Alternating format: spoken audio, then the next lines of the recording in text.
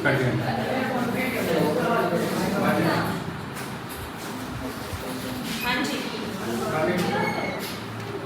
अरे स्टार्ट।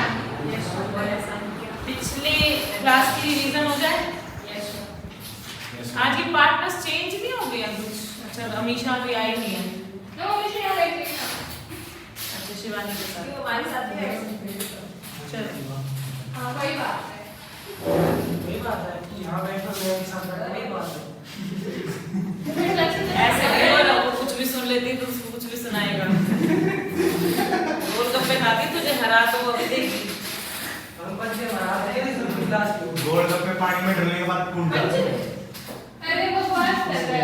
वो कह रही है मेरी इम्यूनिटी गोलगप्पों से बनी है। आप इसके साथ बंदे लड़ा के देख लो। हाँ जाएगी, जीत जाएगी। आप वीरेंद्र के पाओगे। क्या नहीं कर पाओगे? सब क्लास कर रहा है, हॉस्पिटल में नाम बोल रहा है। अच्छा, वीरेंद्र की पाओगे। ये या मैं? अच्छा चलो, सेल ऑफ गुड्स एट 1930, ठीक है? करें स्टार्ट? मैम, इसकी 1 मिनट का टेस्ट होगा ना? हाँ, जितना कंप्लीट कराऊंगी उतना ही तो होगा ना। क्यों 1 मिनट कम लग रही है क्या अभी? नहीं, छोटी है। अच्छा ठीक है, तो फिर तो फुल मार्क्स की उम्मीद कर सकती हो, है ना? नहीं, छोटी बोल रहा है। चलो, सेल ऑफ गुड्स एक्ट किन पर एप्लीकेबल होता है? कौन से गुड्स पर? इमूवेबल पर या मूवेबल पर? मूवेबल पर। मूवेबल, ठीक है। मूवेबल गुड्स कौन कौन से होते हैं? अच्छा, गुड्स की डेफिनेशन बता दो। गुड्स की डेफिनेशन बता दो। Goods means that movable property exceptional other than exceptional नहीं, ऐसे बोलो except, याद अदर है? Than actionable claims Other than actionable claims and money money circulation in circulation, और it includes stocks and shares, growing crops, grass or things attached to or forming part of land which is to be separated. ऐसा ही था? याद हो गई? गौरव को ना याद नहीं थी जरा भी डेफिनेशन। इधर प्रवेशिका को देख रहा है, इधर से इसे देख रहा है, और फिर हाँ गर्दन हिला रहा है। गौरव पूछ लो कुछ। मैम, गौरव से सैटरडे को पढ़ेगा। बायर की डेफिनेशन बता दे। ये बहुत इजी सी पूछी है, बहुत easy है मैम। ये ज्यादा इजी को बताऊंगा नहीं। आप नहीं कंफ्यूज कर लेते। It means a person who buys something or agrees to buy something. Very good. Who buyers or agree to buy, that's called buyer, ठीक है? चलो, सेलर की भी डेफिनेशन क्या हो जाएगी? ठीक है। मुस्कान क्लास में यहाँ लग रही है, टेढ़ी होके बैठती है, पीछे वाले बच्चे भी देखते रहो, मैम को भी देखते रहो। आज बताया मैंने इसकी साइड पे देख के ही। हाँ, जो अलग से जो एक्सेप्शनल वर्ड बोलेगा उनकी तरफ देखना है ना, तो मुंडा पड़ेगा, इससे बढ़िया पहले से टेढ़ी हो जाओ। 5 बच्चे किसी ने भगा दिए। क्लासिफिकेशन ऑफ गुड्स, कौन कौन से गुड्स थे हमारे? 3 टाइप्स के थे, existing goods, future goods and contingent goods, ठीक है? एग्जिस्टिंग गुड्स के कितने टाइप्स थे? कौन कौन से? स्पेसिफिक, एसेटिक, अनएसेटिक। तीनों? 6 मतलब पता है? Yes ma'am. चलो, इसके बाद आता है अपने पास डिलीवरी, कितने टाइप्स की थी? Actual, constructive, symbolic. डिलीवरी का मतलब क्या होता है? Transfer of possession from one person to another person. ठीक है। उसके बाद अपने डेफिनेशन कवर की थी। रिकंस्ट्रक्टिव और सिंबॉलिक में लिखी हुई क्या बोलता है? क्यों इसमें आपको मिला नहीं मैटर? नहीं मिला? देखो ना, कंस्ट्रक्टिव डिलीवरी में आराम से लिखा हुआ है, when it is affected without any change in the custody of the thing या और actual possession of the thing as in the case of delivery by atonement। बस इतना कर लो, when it is affected without any change in the custody or actual possession of the thing, मतलब goods की custody change नहीं होती। पहले वो goods godown में सेलर के बिहाफ पे रखे हुए थे, अब उसी गोडाउन में थिंग किसके बिहाफ पर रखे हुए हैं? बायर के बिहाफ पे। याद है कंस्ट्रक्टिव डिलीवरी? सेलर ने तो बेच दिया, ओनरशिप ट्रांसफर हो गई, लेकिन बायर ने क्या कहा? मैं अभी इसका पोजेशन नहीं ले रहा, आप इसको अपने गोडाउन पे मेरे नाम से रख लो।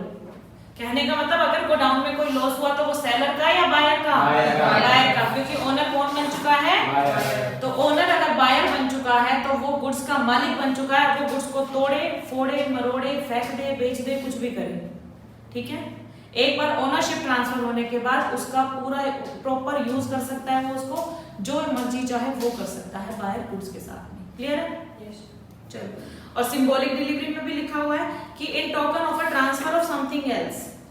आपको इतना बड़ा चाहे से इसमें एग्जांपल्स लिख रखे, रेलवे रिसीट ये सब, आप इतना मत करो। आप सीधा क्या करो, when there is a delivery of a thing in token of a transfer of something else, ठीक है, that is delivery of goods in the course of transit may be made by handling over document of title of to goods. अब इसमें जो ये like लिख रखा है वो मत लिखो आप, ठीक है। where like bill of lading or railway receipt or delivery order or key of warehouse containing the goods is handed over to the buyer। सीधा सा लिखना है कि symbolic delivery क्या होती है, when there is a delivery of a thing in token of a transfer of something else। और for example लिख देना railway receipt, delivery order और key of a warehouse। खत्म, इतना सा तो लिखना है ना। अब देखो इसमें जो पैराग्राफ्स है ना उसमें बहुत सारे एग्जांपल दिए हुए हैं। एग्जांपल सिर्फ आपको समझाने के लिए होते हैं, है ना।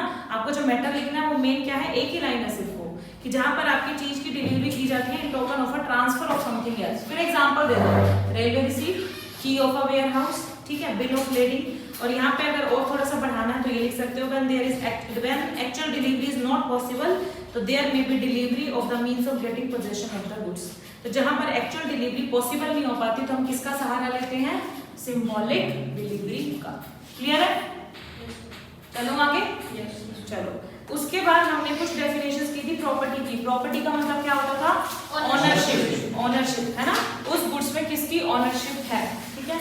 अच्छा, रिस्क हमेशा किसके साथ चलता है, एक चीज ध्यान रखना, जैसे जैसे ओनरशिप चलती है रिस्क हमेशा उसके पीछे पीछे चलता है।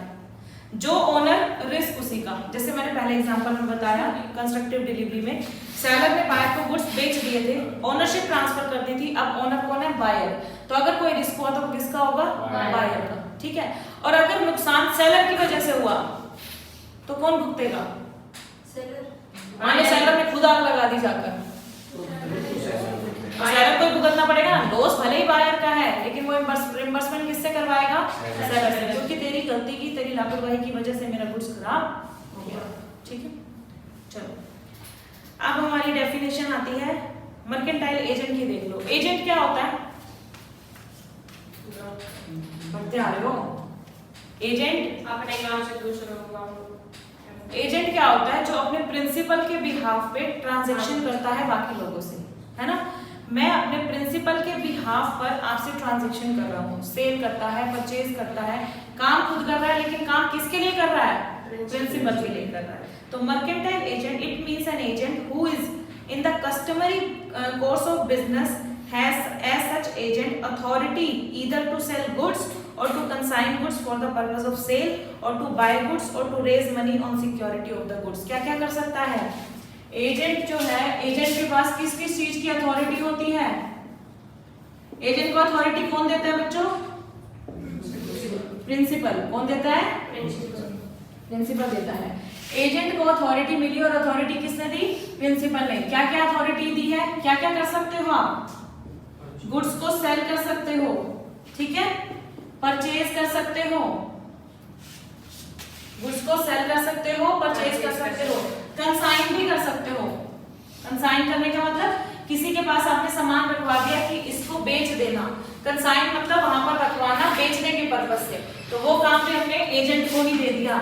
साथ ही साथ आप लोन के बदले में सिक्योरिटी के तौर पर भी गुड्स को रखवा सकते हो। जैसे बैंक से लोन लेने गया एजेंट, ठीक है, बैंक वालों ने कहा कि कुछ गिरवी तो रखो, उसने कहा मेरे गुड्स रख ले गिरवी, ठीक है।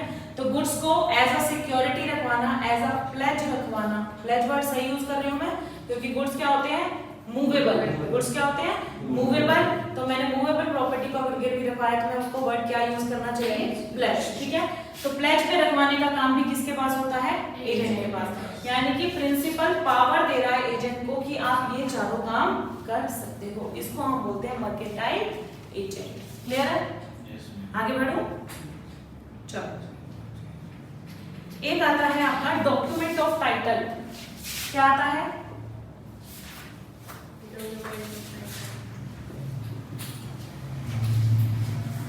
बच्चों इस डॉक्यूमेंट ऑफ टाइटल से को पढ़ाने से पहले मैं डॉक्यूमेंट ऑफ टाइटल और डॉक्यूमेंट शोइंग टाइटल में डिफरेंस बता देती हूँ, ठीक है? क्या कि ये होते क्या है?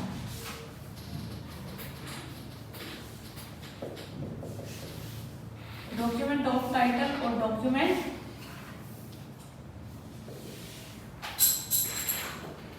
शोइंग टाइटल, ठीक है? इन दोनों में क्या डिफरेंस है? एक एग्जांपल लेते हैं। मान लो कोई एक पर्सन था, कौन था वो पर्सन? रोहित था, ठीक है? रोहित ने, ठीक है, रिलायंस ही ले लेते हैं, रिलायंस कंपनी के शेयर्स खरीदे। क्या किया? रोहित ने रिलायंस कंपनी के शेयर खरीदे। समझ रहे हो? रोहित ने रिलायंस कंपनी के शेयर्स परचेज किए हैं, ठीक है? आप एक बात बताओ मुझे, आजकल तो वो डीमैट अकाउंट खुलने लग गया है। तो क्या होता है कि जब भी आप किसी कंपनी के शेयर्स खरीदते हो तो वो आपके डीमैट अकाउंट में शो करने लग जाता है कि आपने इस कंपनी के इतने शेयर्स होल्ड किए हुए हैं। लेकिन डीमैट अकाउंट से पहले कैसे मिलते थे शेयर्स? पेपर, एक कागज का टुकड़ा मिलता था जिसको हम बोलते थे शेयर, है ना? कि रोहित के पास एक कागज के टुकड़े आ गए कि इतने शेयर उसने कंपनी के खरीद रखे हैं। क्या हुआ? चलो अब क्या हुआ, रिलायंस कंपनी ने रोहित को एक शेयर सर्टिफिकेट इशू किया। क्या इशू किया? शेयर सर्टिफिकेट क्या चीज है? मतलब उस शेयर सर्टिफिकेट पे नाम लिखा हुआ है किसका? रोहित का, और उसमें लिखा हुआ है कि Rohit is holding so much shares of Reliance company limited. समझ रहे हो? उस शेयर सर्टिफिकेट, किसी को हम सर्टिफिकेट इशू करते हैं तो उस सर्टिफिकेट में रोहित का नाम लिखा हुआ है और नाम के साथ ये लिखा हुआ है कि इसने इस कंपनी के इतने शेयर्स खरीद रखे हैं। अब एक बात बताओ, अगर रोहित को अपने शेयर ट्रांसफर करने हैं, क्या वो इजीली ट्रांसफर कर पाएगा? बताओ। अगर उसको कंपनी ने शेयर सर्टिफिकेट दिया हुआ है तो कर पाएगा? कर तो पाएगा ट्रांसफर, लेकिन क्या फॉर्मेलिटीज पूरी करनी पड़ेंगी? पहले तो उसको अपना नाम सर्टिफिकेट से हटवाना पड़ेगा, मतलब अपना शेयर सर्टिफिकेट कैंसिल करवाना पड़ेगा कि मैं अपने शेयर किसको बेच रहा हूँ? रोहन को बेच रहा हूँ। किसको बेच रहा हूँ? मैं अपने शेयर्स रोहन को बेच रहा हूँ, तो कंपनी मेरे वाला शेयर सर्टिफिकेट कैंसिल करके एक नया सर्टिफिकेट बना दो। किसके नाम का? रोहन के नाम का। समझ रहे हो? तो ट्रांसफर तो हो सकते हैं लेकिन कुछ ज्यादा फॉर्मेलिटीज को पूरा करके, ठीक है? तो ये तो है आपका शेयर सर्टिफिकेट जो है वो है डॉक्यूमेंट शोइंग टाइटल। अब मैं आपको डिफरेंस बताती हूँ इन दोनों के बीच में। ये जो दिक्कत होती थी ना शेयर सर्टिफिकेट के साथ कि जब भी शेयर होल्डर ट्रांसफर करना चाहता था तो पहले उसको अपना सर्टिफिकेट कैंसिल करवाना होता था, कंपनी में एप्लीकेशन लगानी होती थी और वहां कंपनी फिर नया सर्टिफिकेट रोहन के नाम का बना के नया उसको इशू करती थी। लंबा प्रोसीजर हो गया। इस चीज से बचने के लिए क्या किया गया, एक नया कंसेप्ट लाया गया शेयर वारंट का। किसका? शेयर वारंट का। ये शेयर वारंट क्या था? इसमें ना फर्क क्या था, सिर्फ ये तो लिखा हुआ था कि फलाने बंदे ने इतने शेयर होल्ड कर रखे हैं, लेकिन उस बंदे का नाम नहीं लिखा जाता था। समझ रहे हो? ये तो लिखा कि इस पर्सन के पास 1000 शेयर्स हैं कंपनी के, लेकिन उसमें शेयर वारंट में रोहित का नाम नहीं लिखा। अब बताओ ट्रांसफर करना इजी हो जाएगा? अभी भी नहीं हो पाएगा। क्या? उसका नाम नहीं लिखा, अगर ये भी लिखा रखा था इस बंदे के पास, इस बंदे ने नहीं लिखा ना। दिस पर्सन मतलब जिसके पास ये शेयर वारंट है उस पर्सन ने होल्ड किए हुए 1000 शेयर्स। समझ रहे हो मेरी बात? जिस पर्सन के पास ये शेयर वारंट है उसने 1000 शेयर्स होल्ड कर रखे हैं, उसमें रोहित का नाम नहीं लिखा हुआ। तो बताओ ट्रांसफर करना इजी होगा या नहीं होगा? अगर मान लो रोहित ने ये शेयर वारंट रोहन को पकड़ा दिया, उस शेयर वारंट पे क्या लिखा हुआ है कि जिसने इस शेयर वारंट को होल्ड किया हुआ है उसके पास 1000 शेयर्स हैं। चोरी कर ले तो? हाँ तो वो अलग चीज है, उसमें फिर वो कंप्लेन करेगा रोहित, और चोरी हो जाते हैं, कोई बड़ी बात नहीं है इसमें, ठीक है? लेकिन इसमें अभी हमारे केस में ट्रांसफर ही हुआ है। शेयर वारंट रोहित ने रोहन को ट्रांसफर किया। अब क्या मतलब निकल आया? कंपनी को कुछ बताने की जरूरत है? नहीं है।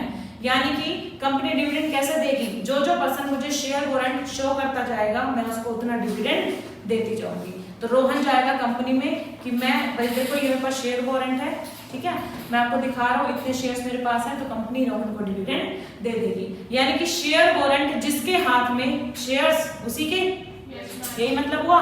तो यानी कि यहाँ पर ट्रांसफर करना इजी हो रहा है, तो इसको हम बोलेंगे डॉक्यूमेंट ऑफ टाइटल। क्या बोलेंगे? Of title. तो जहां पर एक पेपर अगर हम किसी को मेयर मतलब ट्रांसफर कर दें तो वो उसका मालिक बन जाता है, उसको तो हम बोलेंगे डॉक्यूमेंट ऑफ टाइटल। लेकिन डॉक्यूमेंट शोइंग टाइटल में हमारे ट्रांसफर करने से सामने वाला बंदा मालिक नहीं बनता। क्या शेयर सर्टिफिकेट अगर रोहन को दे देता तो क्या रोहन मालिक बनता? नहीं। जब तक रोहित अपने नाम का सर्टिफिकेट कैंसिल ना करवा दे और रोहन के नाम का नया सर्टिफिकेट इशू ना करवा दे तब तक रोहन उन शेयर्स का मालिक नहीं बन सकता। बताओ दोनों में डिफरेंस क्लियर हुआ? अब मैं आगे बढ़ूं। अब ये डॉक्यूमेंट ऑफ टाइटल का यहाँ पर क्या मतलब है? ये तो हो गया शेयर्स के रिस्पेक्ट में। तो डॉक्यूमेंट ऑफ टाइटल का सेल ऑफ गुड्स एक्ट में क्या मतलब है? जो हमने सिंबॉलिक डिलीवरी करी है उसमें रेलवे रिसीट थी। अब जो बिल्टी नंबर था या बिल्टी का कागज था वो एक ट्रक के ओनर के पास में था। जो ट्रक का ड्राइवर था उसको हमने एक रसीद दे दी थी कि इस रसीद को मैच कर लेना जो आपसे माल लेने आएगा, और जैसे मैच हो जाएगी तो उसको डिलीवर कर देना, ठीक है। अब हुआ क्या, रास्ते में ट्रक खराब हो गया, रास्ते में ट्रक पंचर हो गया या कोई दिक्कत हो गई, एक दूसरा ट्रक और जा रहा था लोड हो गए। तो वो ऐसा करते नहीं, कई बार बस खराब हो जाती है तो भाई मेरे बंदे को भी बिठा ले, ऐसा होता है ना। तो हमने गुड्स के केस में भी यही किया, हमने गुड्स के केस में भी यही किया कि जो गुड्स मैं लेके जा रहा था मेरा ट्रक बीच में खराब हो गया है, तो मैंने क्या किया, दूसरे ट्रक के ड्राइवर को रोका, उसको मैंने बोला कि ये गुड्स मेरे ट्रक में से उतरवा के अपने ट्रक में रख ले, और ये मैं तेरे को एक पर्ची दे रहा हूँ, इस पर्ची से मैच कर लियो। तो जो वो पर्ची है जिससे मैच करना है वो देखो इधर से उधर ट्रांसफर करने पर ट्रांसफर हो गई ना। पहले वो मेरे पोजेशन में थी वो पर्ची, अब वो किसके पास चली गई, दूसरे ट्रक ड्राइवर के पास। तो ये डॉक्यूमेंट ऑफ टाइटल होनी चाहिए या शोइंग टाइटल होनी चाहिए? ऑफ टाइटल होनी चाहिए, जो कि मैं ट्रांसफर करने से ही मालिक उसका वो बन जाए। गुड्स का देखो पोजेशन किसके हाथ में आ गया, दूसरे ट्रक के ड्राइवर के पास में। तो ये हमारे डॉक्यूमेंट ऑफ टाइटल बन जाएंगे, जो भी आपकी रेलवे रिसीट वगैरह। समझ गए? चाबी थी गोडाउन की, सेलर ने बायर को दी, सेलर ने बायर को दी, जा गोडाउन से माल निकलवा ले। बायर ने चाबी वो अपने किसी लड़के को पकड़ा दी कि तू निकलवा ला, तो चाबी इधर से उधर देने पर हो गया ना ट्रांसफर, भाई वो निकलवा सकता है ना गुड्स को। तो ये सब क्या है, ये डॉक्यूमेंट ऑफ टाइटल है। समझ में आ गया?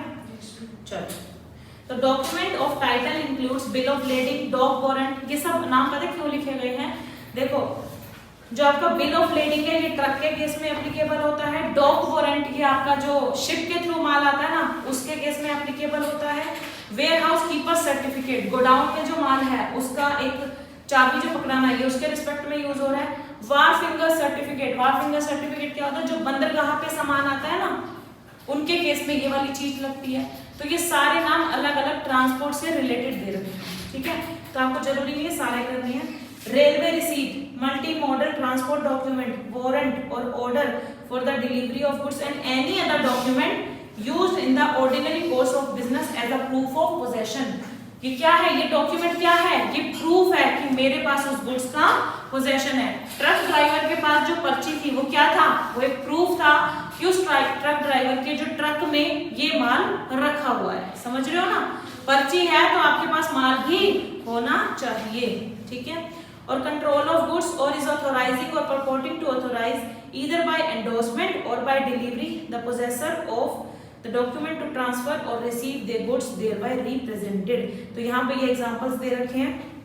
उसके बाद उसने कहा कि जो लिस्ट है, जो जितने भी सर्टिफिकेट हमने आपको बताए हैं ये इलस्ट्रेटिव है, एग्जॉस्टिव नहीं है। इसका मतलब क्या है, एग्जॉस्टिव का मतलब ये होता है कि सिर्फ यही लिस्ट, इसके अलावा कुछ भी नहीं। तो क्या सिर्फ यही लिस्ट है? नहीं। जैसे ही हमने लिखा था एनी अदर डॉक्यूमेंट, यानी कि इसमें भी और भी चीजें शामिल हो सकती हैं। तो ये सिर्फ एग्जांपल्स हैं, आप इसमें कुछ और भी ऐड ऑन कर सकते हो, ठीक है। तो कोई भी ऐसा document which has the above characteristics वो इसी कैटेगरी में फॉल कर जाएगा। क्लियर है? उसके बाद इन्होंने डॉक्यूमेंट शोइंग टाइटल और डॉक्यूमेंट ऑफ टाइटल में डिफरेंस दिया हुआ है कि एक शेयर सर्टिफिकेट क्या होता है बच्चों, document showing title, document showing title but not a document of title. It merely shows that the person named in the share certificate is entitled to share represented by it, but it does not allow that person to transfer the share by mere endorsement. सिर्फ खाली share certificate अगर वो उसको दे देता है तो इससे transfer नहीं माना जाता अगर कोई डॉक्यूमेंट शोइंग टाइटल है तो। क्लियर है? चले आगे। पानी मेरे लिए ले जा, सेवा करना कर भाई। बच्चों के लिए मैं ये तो कुछ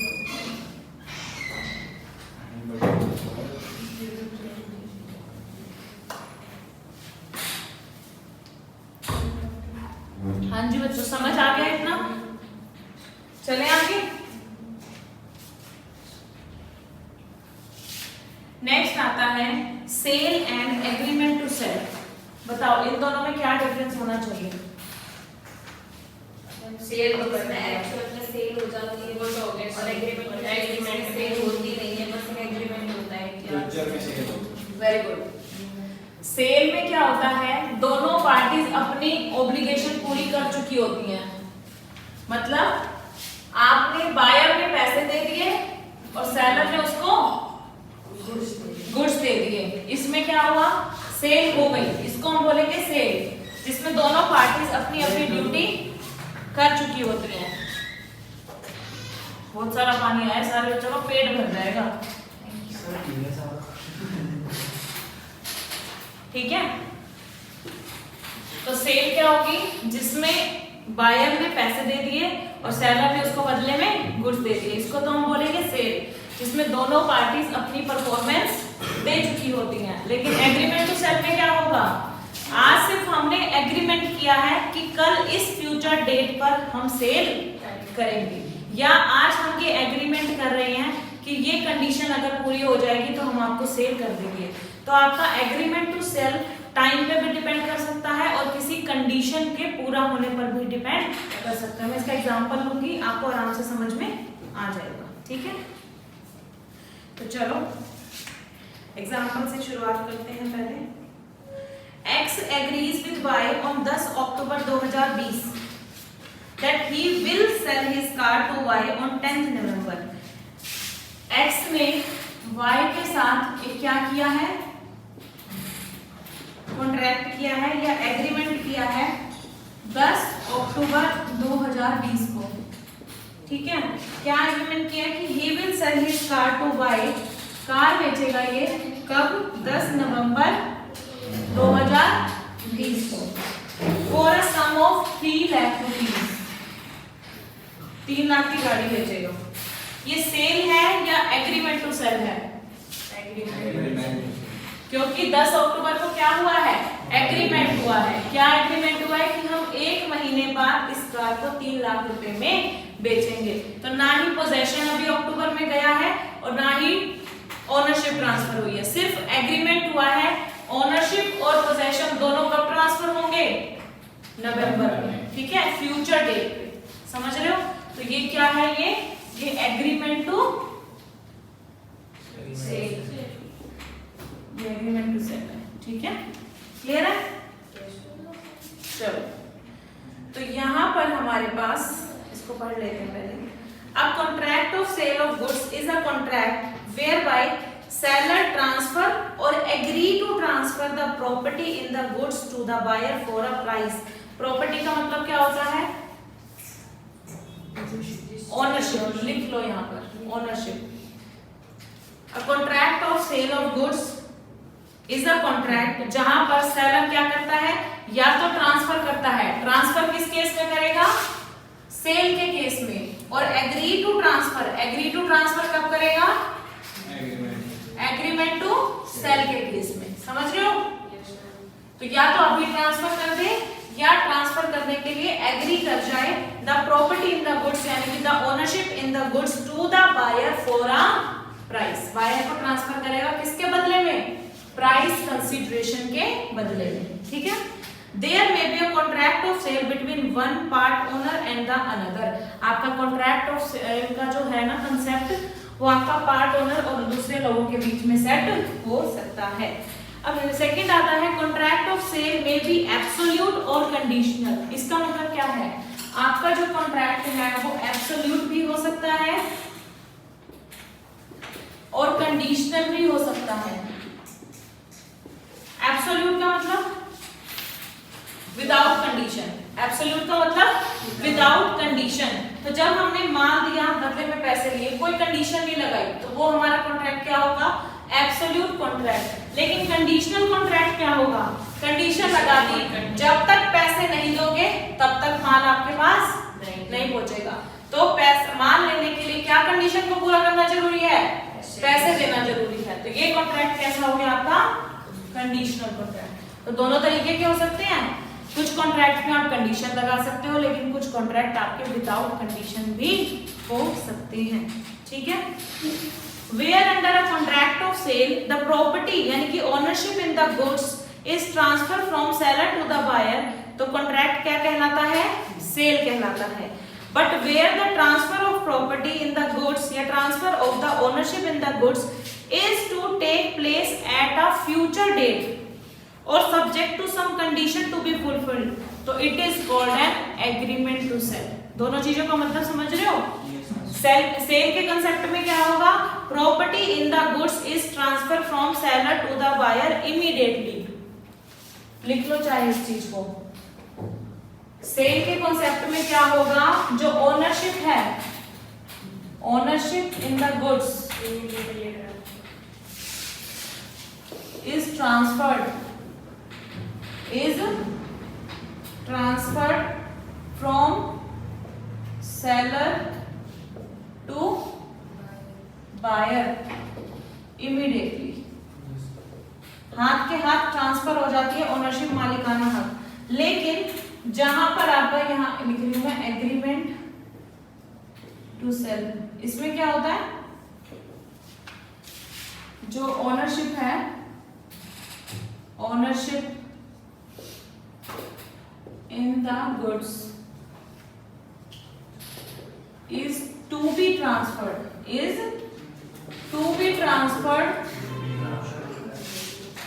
Hanji is to be transferred from seller to buyer immediately at some future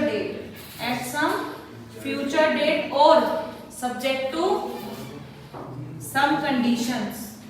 या तो फ्यूचर डेट पर करोगे या फिर किसी कंडीशन को पूरा करने पर करोगे। जैसे मैंने अभी कंडीशन लगाई ना कि आप पेमेंट करोगे तभी गुड्स ट्रांसफर होंगे, तो मैं आज एग्रीमेंट तो आपके साथ कर रहा हूं कि कल को आप पहले पेमेंट दे दोगे तब मैं आपको गुड्स ट्रांसफर कर दूंगा। तो या तो कंडीशन के पूरा होने पर या फिर एक फ्यूचर डेट आपने फिक्स कर ली जो 10 नवंबर फिक्स करी थी।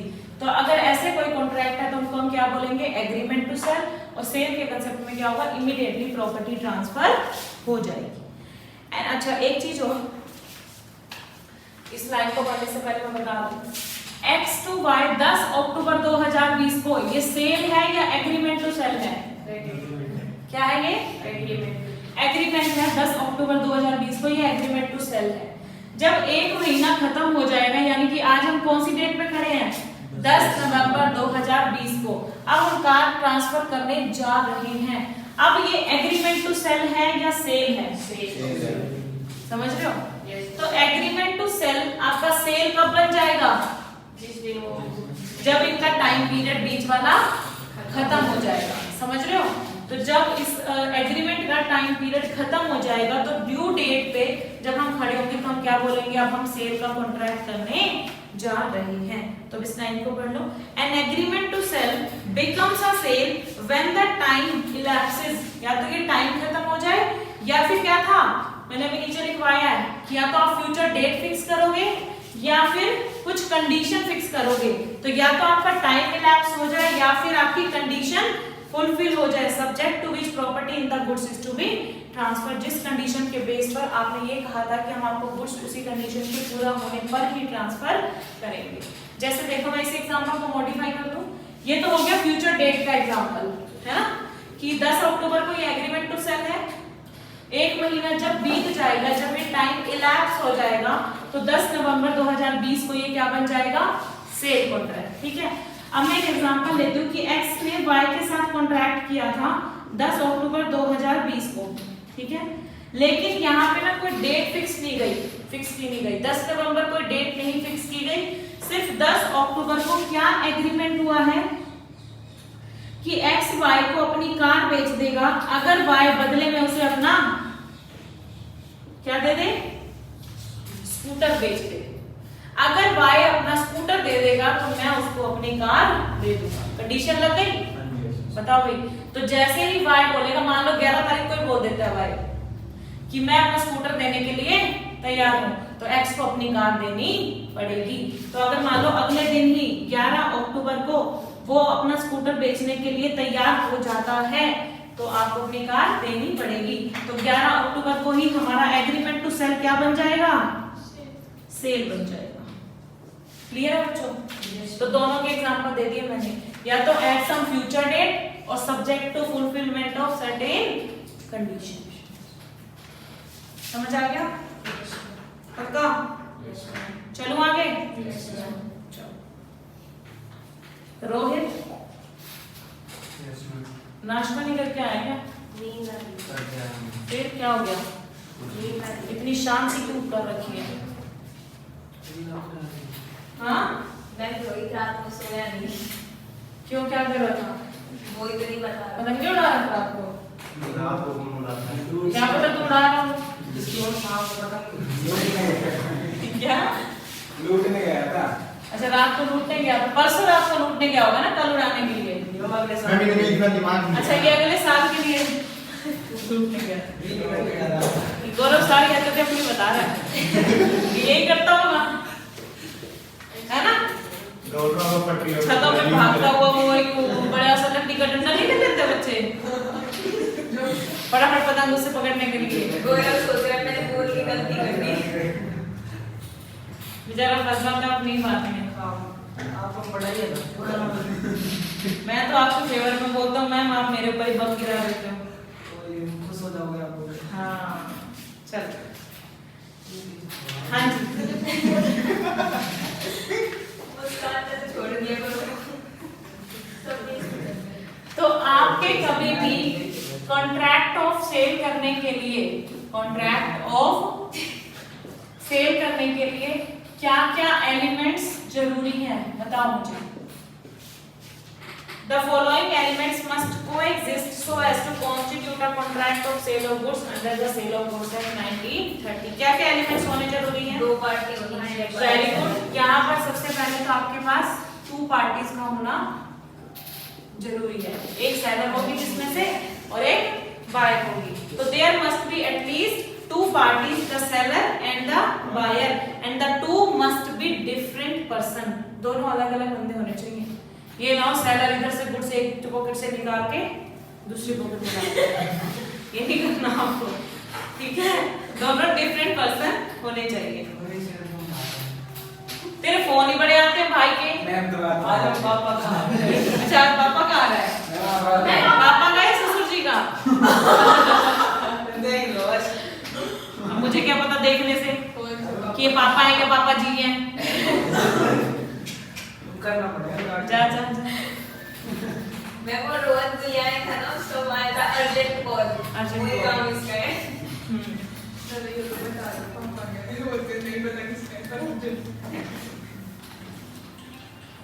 मैं कभी आ गया। मुझे आइडिया के अलावा कोई याद नहीं करता। चलो, तो there must be at least 2 parties और दोनों डिफरेंट पर्सन होने चाहिए।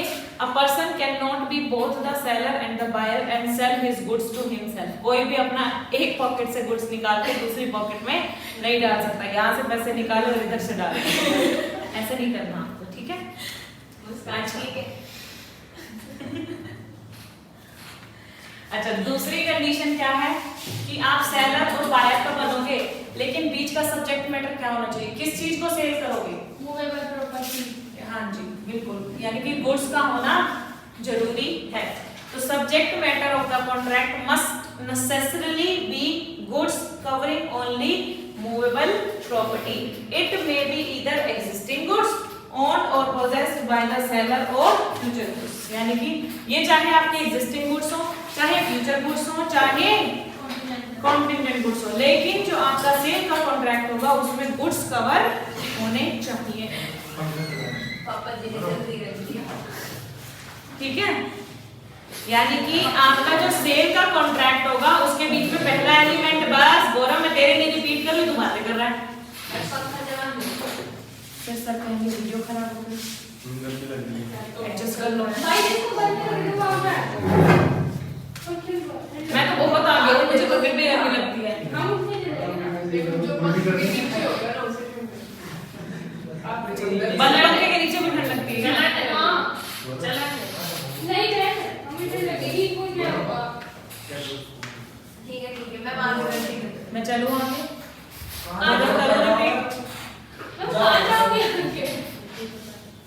तो पहला एलिमेंट क्या था कि आपके जो सेल के कॉन्ट्रैक्ट में है दो पार्टीज का होना जरूरी है, पहली सेलर और दूसरी बायर। दोनों ही एक पर्सन नहीं हो सकती हैं, दोनों डिफरेंट होने चाहिए। दूसरा था सेल और बाय, जो सेलर और बायर बने हैं वो किस चीज को सेल और बाय करेंगे? गुड्स को।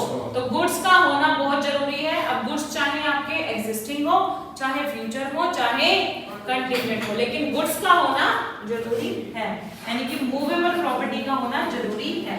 थर्ड पॉइंट, फ्री में गुड्स नहीं देने, फ्री में गुड्स नहीं देने, यानी कि प्राइस कंसीडरेशन होना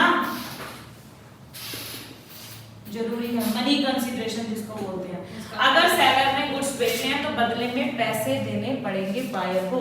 फ्री में गोलगप्पे खाना कोई सेल और गुड्स एक्ट में कवर नहीं होगा, ठीक है। तो इसने 100 रुपए को उधार करवा रखा है उसका। अच्छा, खाता चलता है तेरा वहाँ पे? तो उनकी सेल वो है कि नहीं है, बिल्कुल क्रेडिट सेल है ये। उनकी नहीं है तो वो ये इंस्टॉलमेंट हो गए, बेचारा गोलगप्पे वाले का क्या होगा? दे तो दिए। दे दिए। अच्छा, खाता चलने लग गया, बताओ गोलगप्पे वाले से।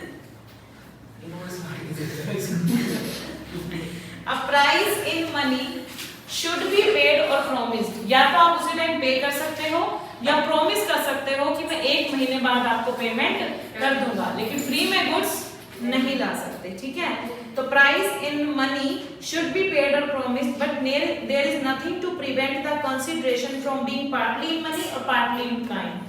ये हो सकता है कि जैसे कार और स्कूटर वाला जो अपना एग्जांपल था, एक्स ने कहा था कि मैं अपनी कार बेच दूंगा, बदले में तुम मुझे अपना स्कूटर दे दियो। तो आप कहोगे कि मैम यहाँ पर तो मनी कंसीडरेशन है ही नहीं, तो कैसे ये सेल ऑफ गुड्स एक्ट में कवर हो गया? लेकिन ये कवर होगा, देखो, क्योंकि स्कूटर की वैल्यू कम होगी, बाप को पैसे दे दो। है ना, तो बाकी क्या कर देगा वो?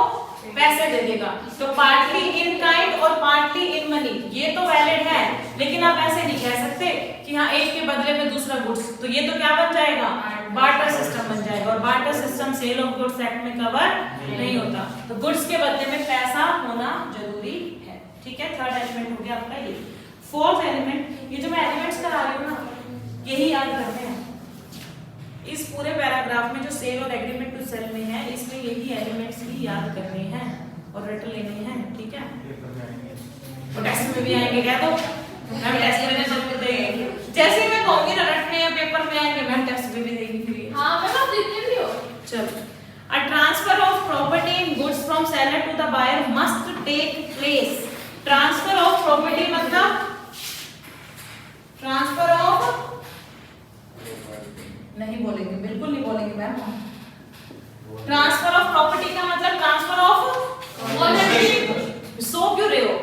याद है मैंने कितनी बार कहा है, प्रॉपर्टी वर्ड याद आते ही ओनरशिप याद आ जाना चाहिए। इधर से प्रॉपर्टी घुसा, उधर से ब्लिंक कर जाना चाहिए ओनरशिप, ठीक है, ब्लिंक कर जाना चाहिए, है ना। यहाँ से तुमने प्रॉपर्टी सुना तो पीछे से आवाज आनी चाहिए ओनरशिप। तो ट्रांसफर ऑफ प्रॉपर्टी का मतलब ट्रांसफर ऑफ ओनरशिप, यानी कि ओनरशिप जरूर ट्रांसफर होनी चाहिए, तभी तो सेल मानी जाएगी, है कि नहीं? ये बात ठीक है ना, कि जब आप ओनरशिप ट्रांसफर करते हो उसी को तो हम सेल कहते हैं, अदरवाइज सेल होती क्या है ना। पोजेशन तो कभी भी जाता रहे भाई, डिलीवरी उसका माल उसको कभी तक भी पहुंचा देना, लेकिन उसको मालिक जरूर अभी बना दो, तभी हम सेल का कॉन्ट्रैक्ट वैलिड मानेंगे। तो transfer of property in goods from seller to buyer must take place.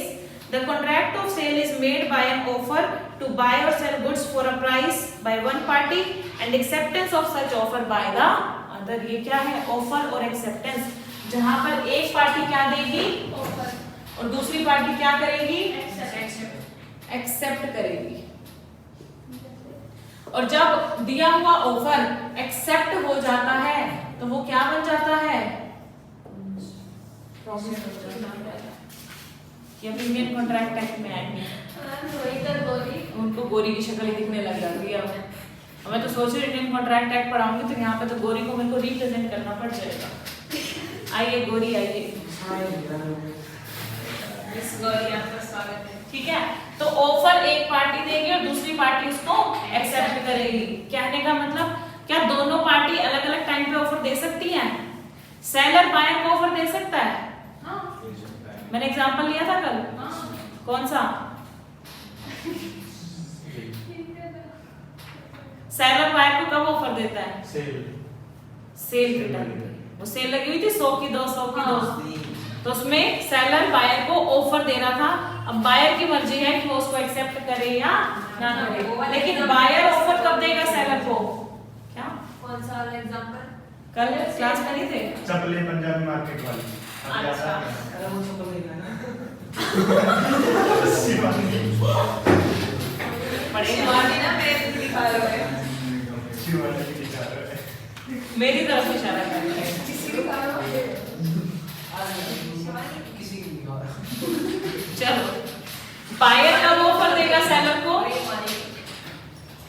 Buyer normally buyer he offer देता है।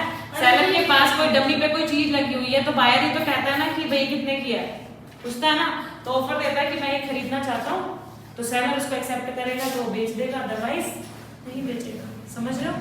तो एक पार्टी ऑफर देती है और दूसरी पार्टी उसको एक्सेप्ट करती है। क्लियर है? चलो नेक्स्ट आता है a contract of sale may be absolute और कंडीशनल। तो दोनों हो सकते हैं, बिना कंडीशन के भी हो सकता है और कंडीशनल भी हो सकता है। नेक्स्ट आता है all other essential elements of a valid contract. इसका मतलब क्या है? अब ये है आपका पार्ट इंडियन कॉन्ट्रैक्ट एक्ट से रिलेटेड। ठीक है, इसका मैं थोड़ा बहुत मीनिंग बता देती हूँ आपको। देखो, सेल ऑफ गुड्स एक्ट किसका पार्ट था? इंडियन कॉन्ट्रैक्ट एक्ट का।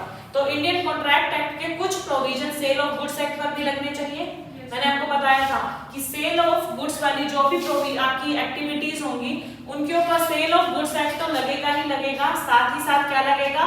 इंडियन कॉन्ट्रैक्ट एक्ट भी लगेगा। लेकिन जब दोनों अलग अलग बातें कहेंगे तो हम किसकी बात मानेंगे? सेल ऑफ गुड्स एक्ट की। तो ये कह रहा है कि वो सारे एलिमेंट्स जो इंडियन कॉन्ट्रैक्ट एक्ट में एक वैलिड कॉन्ट्रैक्ट करने के लिए होते हैं, वो सारे एलिमेंट्स भी आपके सेल ऑफ गुड्स एक्ट में प्रेजेंट होने चाहिए। तब सुनना, वैलिड कॉन्ट्रैक्ट करने के लिए आपके पास क्या क्या होना चाहिए? एक होनी चाहिए फ्री कंसेंट। फ्री कंसेंट का मतलब मैंने आपको, हाँ एक मिनट, रोहित ने गौरी को जो ऑफर दिया उसमें ना गौरी को फ्रीली आजादी पूर्वक सोचने का मौका दिया जाना चाहिए। रोहित को ना गौरी को गुलाब देना है, रोज देना है। अगर मान लो रोहित गौरी के यहाँ पर गन लगा के बोले कि ऑफर एक्सेप्ट कर रही है या नहीं, बताओ, ये आप पूछ रहे हो या बता रहे हो? गौरव कम गोरी ज्यादा फेमस हो रही है यूट्यूब पे। मैंने आपको हाँ भाई, अब एग्जाम ऐसे बोलेगा कि जाके न्यूज़ बाबा से जो कहते हैं 24 घंटे में तुम्हारा कैसे तुम्हारे कर्मों में खोया हुआ प्यार वापस पाए। बाबा बंगाली ये बहुत ऐड आती है ना, खोया हुआ प्यार वापस पाए, बंगाली बाबा। अच्छा नहीं देखता ऐसी ऐड? मार्केट टीवी पे आती है ऐसी ऐड। मैं रोहित इधर एक बार मेरे तो हमारे नहीं आती है।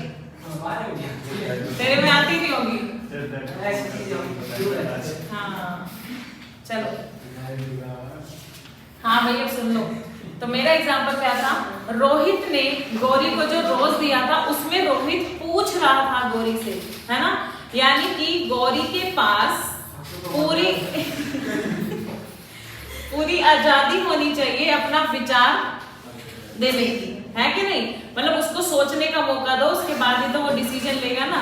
लेगी सॉरी, ठीक है, मैं ज्यूम कर लेती हूँ गौरव कोई। चलो, लेकिन अगर रोहित ने गौरी के यहाँ पर, है ना, कलपट्टी पे जिसको बोलते हैं, कौन सी होती है कलपट्टी? हाँ, तो ये क्या होता है? जो भी समझ लो, ऐसे गल तो यही लगती है ना कि हाँ लगती है, मतलब अगर एक्सेप्ट कर रही है या नहीं, सीधा मैं उड़ा दूं तुझे। तो इसमें बताओ, आप किसी को धमकी दे रहे हो या उससे उसकी इच्छा पूछ रहे हो? ऐसे है, अगर मेरी हुई तो किसी और की भी नहीं तुम ना एग्जाम्पल से डाइवर्ट मत हो। हाँ जी सुनो, आप उससे उसकी इच्छा पूछ रहे हो या उसको धमकी दे रहे हो? धमकी दे रहे हो। तो वहां पे धमकी वाली चीज वैलिड नहीं होती। एक वैलिड कॉन्ट्रैक्ट करने के लिए आपको सामने वाले को फ्रीली सोचने देना चाहिए, यानी कि फ्री कंसेंट होनी चाहिए एक्सेप्ट करने के लिए, ठीक है? तभी आपका कॉन्ट्रैक्ट वैलिड होगा। अगर आपने गन पॉइंट पे किसी से हाँ भरवाई है तो वैलिड कॉन्ट्रैक्ट नहीं कहलाता, ठीक है? दूसरी चीज, कॉम्पिटेंसी ऑफ पार्टीज। कॉम्पिटेंट होनी चाहिए पार्टी। क्या होनी चाहिए? कॉम्पिटेंट। कॉम्पिटेंट का मतलब अनसाउंड माइंड नहीं होनी चाहिए, माइनर नहीं होना चाहिए, समझ रहे हो? माइनर नहीं होना चाहिए, अनसाउंड माइंड नहीं होना चाहिए। अगर कोई ऐसा पर्सन है तो वो कॉन्ट्रैक्ट नहीं कर सकता। अगर किसी अनसाउंड बंदे ने कोई कॉन्ट्रैक्ट किया है तो वो कॉन्ट्रैक्ट वैलिड नहीं होता। माइनर ने कॉन्ट्रैक्ट किया है तो वो कॉन्ट्रैक्ट वैलिड नहीं, ठीक है? क्लियर है? उसके बाद आता है legality of object and consideration, यानी कि आपने जो गुड्स बेचे हैं, आपका लीगल ऑब्जेक्ट होना चाहिए। जो आपने गुड्स बेचे हैं वो ड्रग्स नहीं होने चाहिए, लीगल प्रोडक्ट होने चाहिए, ठीक है? आपका जो ऑब्जेक्ट है जिसमें आपने डील किया है वो आपका लीगल होना चाहिए। अगर ये भी मैंने तीन ही बताए हैं, एलिमेंट्स और भी हैं, ये तो जस्ट एग्जांपल्स हैं, ठीक है? एलिमेंट्स और भी हैं। तो एक वैलिड कॉन्ट्रैक्ट करने के लिए यहाँ पर भी सेल ऑफ गुड्स एक्ट में भी जो सेलर और बायर के बीच में हो रहा है वो क्या हो रहा है? कॉन्ट्रैक्ट हो रहा है। तो कॉन्ट्रैक्ट के ऊपर इंडियन कॉन्ट्रैक्ट एक्ट तो लगना ही चाहिए ना भाई। सेल ऑफ गुड्स एक्ट का हो रहा है कॉन्ट्रैक्ट, तो सेल ऑफ गुड्स एक्ट तो लगेगा ही लगेगा, लेकिन सेलर और बायर के बीच में जो कॉन्ट्रैक्ट हो रहा है उस कॉन्ट्रैक्ट पे इंडियन कॉन्ट्रैक्ट एक्ट भी तो एप्लीकेबल होना चाहिए। तो इंडियन कॉन्ट्रैक्ट एक्ट के जितने भी एसेंशियल एलिमेंट्स हैं वो भी आपके सेल ऑफ गुड्स एक्ट पर एप्लीकेबल हो जाएंगे। समझ में आया? हाँ जी बच्चों, सबको समझ में आ गया? तो all other essential elements of a valid contract must be present in the contract of sale.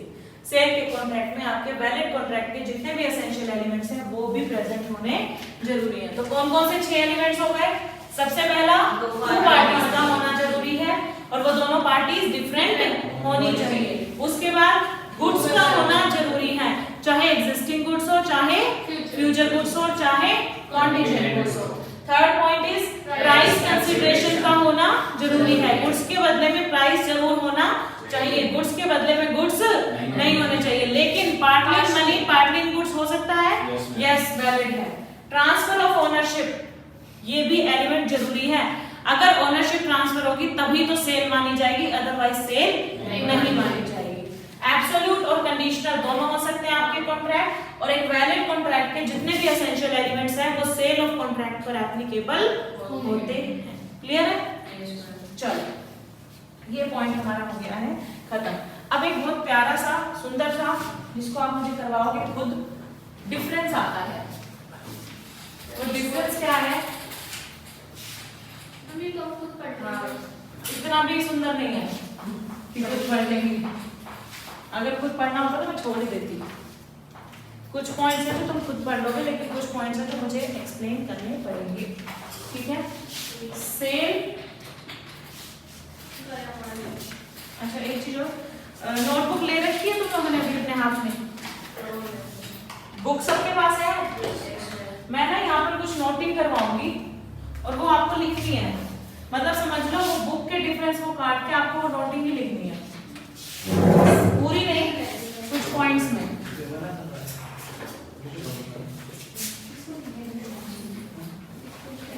Difference between sale and agreement to मेरे को नहीं आया। नोटबुक भी नहीं है। हम अकाउंट्स में लेके आते हैं बस हम नोटबुक। लॉ में हमको सिर्फ कान खोलने होते हैं, है ना? है? मैथ्स में भी ऐसा है? मैथ्स में भी नोटबुक नहीं लेके आते हैं? Shame on you.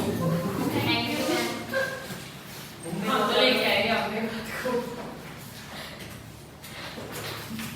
ऐसे कैसे बच्चे आजकल तू लाया? दिखाई जरा नोटबुक।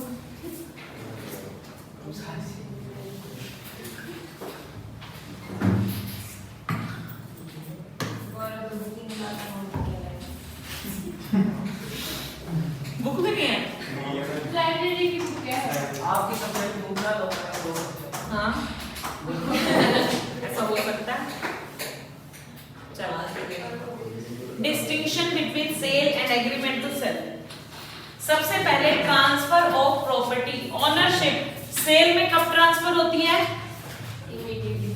इमीडिएटली। और एग्रीमेंट टू सेल में एट सम फ्यूचर डेट और फुलफिलमेंट ऑफ सर्टेन कंडीशन।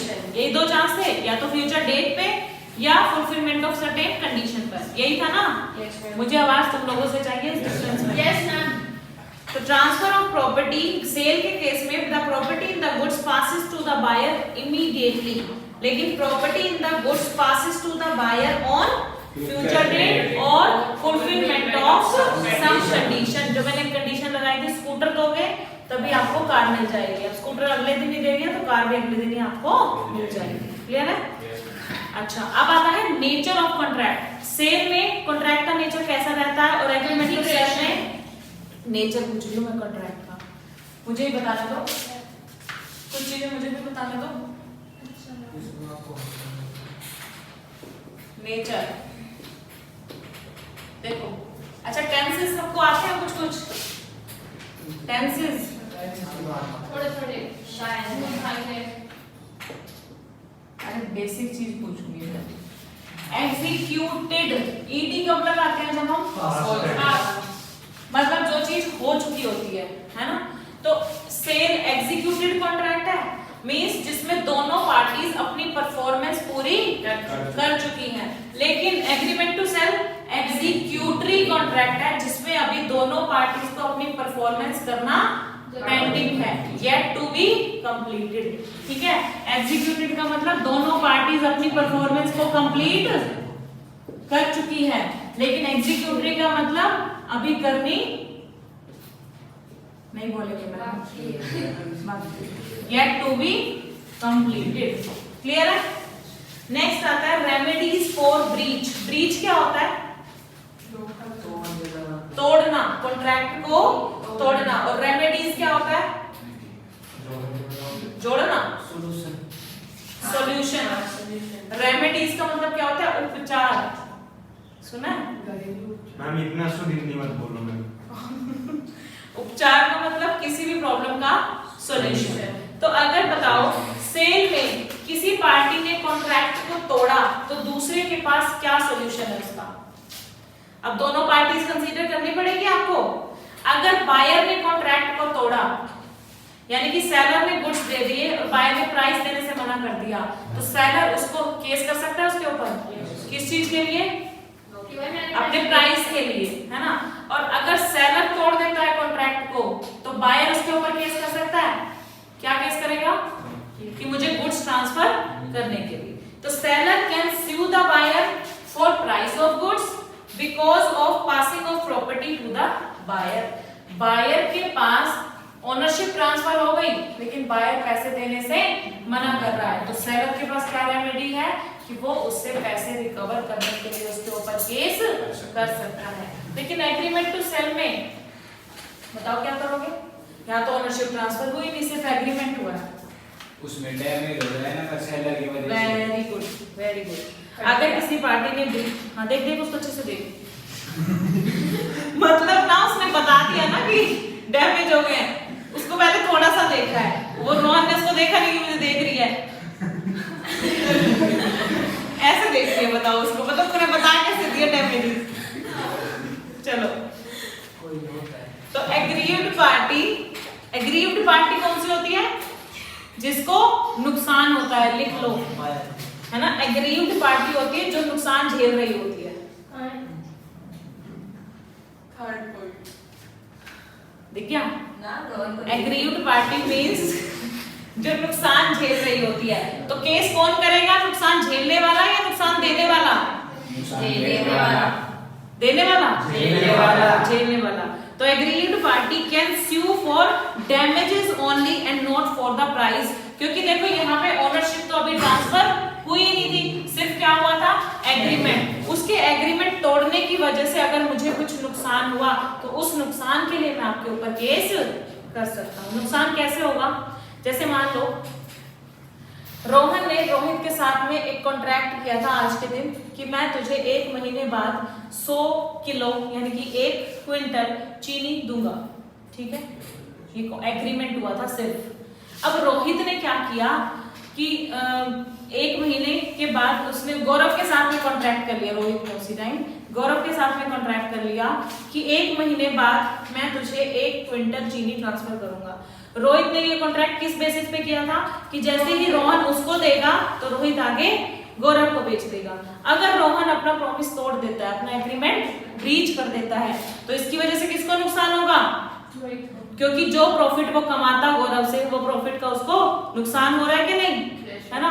तो रोहित को जो नुकसान हो, उस नुकसान के लिए वो किसको स्यू कर सकता है, रोहन को। समझ आई बात? रोहन को इतनी खुश हो रही है, सच में केस हो गया उसके ऊपर।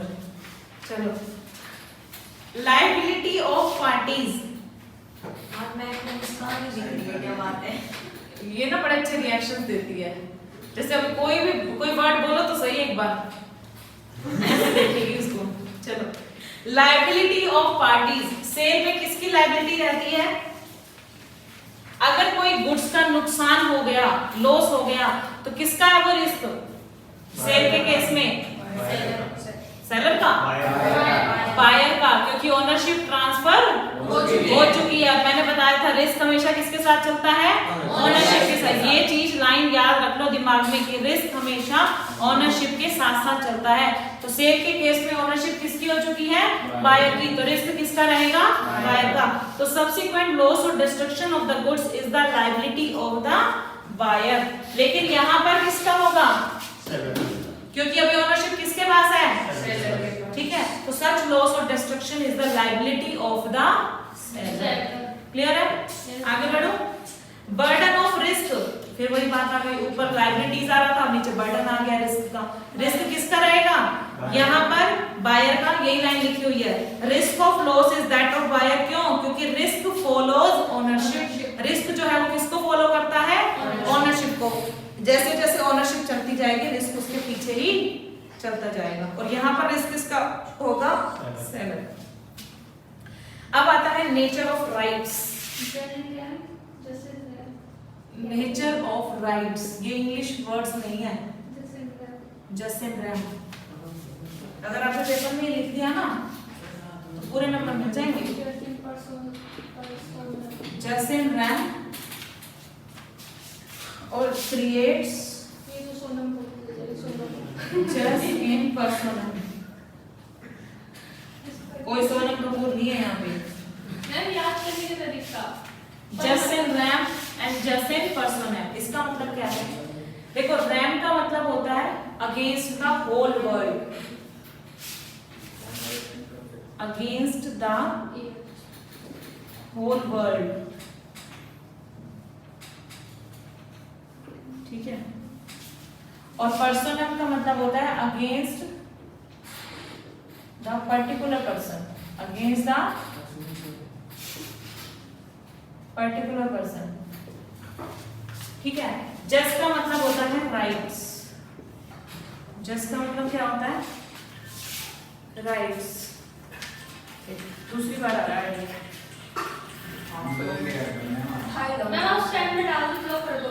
कितनी बार हो गया, हर बार अभी नंबर होते हैं। चलो, क्रिएट्स, जस्ट का मतलब राइट्स, तो creates rights against the whole world or creates right against the particular person. अब इसका मतलब सेल के केस में मालिक कौन बन चुका है? बायर। और मैंने तुम्हें बताया था जब किसी प्रोडक्ट का मालिक कोई बन चुका होता है तो चाहे वो गुड्स को यूज करे, चाहे उसको तोड़ दे, चाहे उसको कुएं में डाल दे, चाहे उसको नदी में डाल दे, वो उसके साथ कुछ भी करे, लेकिन उसका मालिक कौन है? बायर। बायर उस गुड्स के साथ में कुछ भी करे, दूसरा किसी का कोई बोलने का मतलब नहीं बनता। तो यानी कि इसके पास क्या राइट है? Against the whole world. अगर पूरे संसार में से भी इसको कोई बीच में टोकने आ जाए ना तो इसके पास अधिकार है कि उनके ऊपर केस कर सकता है कि मुझे मेरे गुड्स को यूज करने पर आपने रोका कैसे। समझ गए? मान लो किसी की लैंड है, उसमें किसी और ने पेड़ उगाया था तो उस पेड़ को काट सकता है। हाँ, तो केस नहीं कर सकते बाद में पेड़ काट दिया। तो मेरी जमीन पे क्यों उगाया था? ठीक है, वैसे तो वही नहीं हटाएगा जिसकी जमीन है, लेकिन अगर उसको कुछ बनाना है तो हटाएगा भी सही। ठीक है, चलो। तो right against the whole world, पूरे संसार के अगेंस्ट वो केस कर सकता है अगर उसको किसी ने बीच में डिस्टरबेंस दी तो। यूज कर गुड्स को यूज करने में अगर किसी ने उसके बीच में डिस्टरबेंस डाली तो वो उसके ऊपर केस कर सकता है। लेकिन यहाँ पर क्या ओनरशिप ट्रांसफर हुई है? बताओ, नहीं हुई। तो बायर उसका मालिक नहीं बना। अगर कोई दिक्कत होती है तो बायर सिर्फ किससे डील कर सकता है? सेलर से। यानी कि कोई डैमेज होता है तो बायर सिर्फ किसको स्यू कर सकता है? सेलर को। तो वो पर्टिकुलर पर्सन कौन है? सेलर। पर्टिकुलर पर्सन कौन है? सेलर। तो यानी कि right against the seller, right against the seller की कुछ भी चीज अगर दिक्कत होती है आपके गुड्स को यूज करने में कि आपके पास गुड्स की ओनरशिप नहीं आती है तो आप किसके ऊपर केस कर सकते हो? सिर्फ सेलर के अगेंस्ट में। तो यहाँ पर राइट सिर्फ सेलर के खिलाफ आ सकता है आपके पास, लेकिन यहाँ पे राइट्स आपका किसी के भी खिलाफ आ सकता है अगर कोई आपको बीच में डिस्टर्ब करेगा तो। ठीक है, क्या इसको केस कराएंगे प्रोसेस होगा। अच्छा, केस का प्रोसेस बता दो। चलो, अब आता है राइट ऑफ रीसेल। रीसेल क्या होता है बच्चों? दोबारा बेचते, वापस से सेल करना। वापस से सेल। पहले परचेज करना फिर उसको सेल करना। नहीं, बात किसी सुनो। और को सेल करना। अभी हमने एग्जांपल लिया था, रोहन ने रोहित से एग्रीमेंट किया था, रोहित ने आगे गौरव से एग्रीमेंट किया था। अगर हम एग्रीमेंट की बात छोड़ दें, रोहन ने रोहित को चीनी बेची थी, अभी के अभी 1 क्विंटल चीनी ट्रांसफर की थी, और रोहित ने आगे वो गौरव को चीनी ट्रांसफर कर दी थी। तो ये रोहित ने क्या किया है? रीसेल किया है ना। रोहित ने क्या किया है? रीसेल। अब यहाँ मुझे बताओ, सेल के कंसेप्ट में रीसेल कौन कर सकता है? बायर। तो बायर उसका मालिक बन चुका है ना, तो मालिक चाहे उसको रीसेल करे चाहे कुछ भी करे, वो उसी का ही हक है। तो यहाँ पर रीसेल का राइट किसके पास रहता है? बायर के पास। तो seller can not resale the goods. क्या सेलर बेच सकता है? यहाँ पर जो सेलर ने गुड्स किसी एक बायर को दे दिए, उसी गुड्स को वो किसी और बायर को नहीं बेच सकता। समझ रहे हो? जैसे एक फोन था, वो फोन रोहित खरीदने गया किसी दुकानदार से, अभी उसने रोहित ने पैसे दे दिए, ठीक है, और उसने बिल काट के दे दिया, लेकिन ना फोन अभी थोड़ा सा गोडाउन में गया हो, उसके ऊपर गार्ड वार्ड लग रहा है, ठीक है। अब कोई और बायर आया, जैसे ही वो गार्ड लग के फोन आया, वो बायर कहता है मुझे ये फोन खरीदना है। क्या सेलर उसको बेच सकता है ये फोन? क्योंकि वो फोन का बिल किसके नाम पे कट चुका है, ऑनरशिप कहाँ ट्रांसफर हो चुकी है? रोहित के पास। तो सेलर रीसेल नहीं कर सकता, लेकिन यहाँ पर कर सकता है, कर सकता है ना भाई, एग्रीमेंट तो हुआ है, ओनरशिप तो ट्रांसफर नहीं हुई। तो यहाँ पर सेलर में sell the goods since ownership किसके पास है? अभी सेलर के पास ही है, तो इसलिए वो रीसेल कर सकता है। क्लियर है? चलो, अब आता है ये वाला, इसमें ना इस वाले डिफरेंस को काट देना, जो मैं लिखवाऊंगी वो लिख देना। बेसिस यही रहेगा, बेसिस यही रहेगा। मैं एक बार इसको हटा देती हूँ, मुझे ज्यादा नहीं सुना।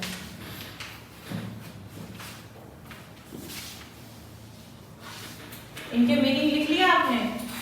जस्ट इन रैम और jus in personal.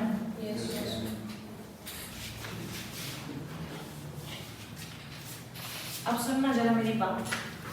In case of insolvency of seller, in case of insolvency of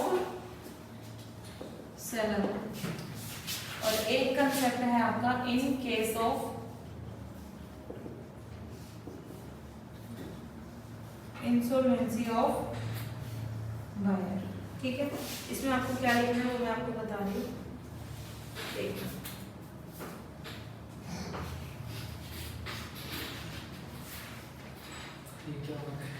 क्या हो गया,